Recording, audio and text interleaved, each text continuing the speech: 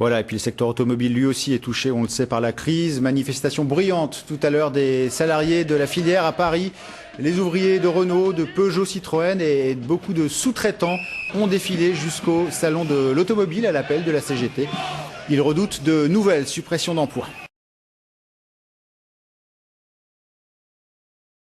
Le secteur de l'automobile dans la tourmente. L'industrie française est-elle sur le déclin? Ce matin, plusieurs milliers de salariés ont envahi le salon de l'automobile. Claude Guénaud, Charles-Henri Carlier. Ce matin au Mondial, c'était un peu l'envers du décor. Oubliez les nouveaux modèles, les prototypes futuristes et retour à la réalité.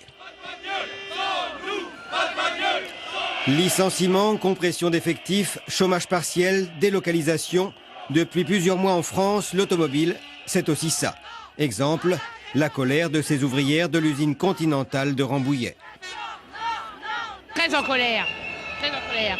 On décentralise notre usine en Tunisie et ça on veut pas, on veut gagner notre travail à Rambouillet. Nous. Je vais avoir 56 ans, je vais me retrouver sur le carreau comme les autres collègues. 382 personnes licenciées, c'est énorme, il faut arrêter ça. Depuis le début de l'année, 10 000 emplois ont été supprimés dans la branche automobile, sans compter les milliers d'intérimaires. Renault, Peugeot, Citroën, mais aussi les sous-traitants qui dégraissent. Chez Goodyear, Kléber, Faurecia, et les jours de chômage partiel se multiplient. Quand Renault est arrêté, nous sommes arrêtés aussi. Donc à savoir que sur le mois d'octobre, c'est 12 jours de désactivation sur Saint-Romain. C'est une perte de 211 € par mois sur le salaire. Moins de travail, car de moins en moins de voitures en bout de chaîne. Depuis une dizaine d'années, la production en France est passée de 3,4 millions à 2,5 millions. Presque 1 million de voitures en moins. Pourtant, jusqu'à maintenant, les ventes de voitures en France sont encore en hausse.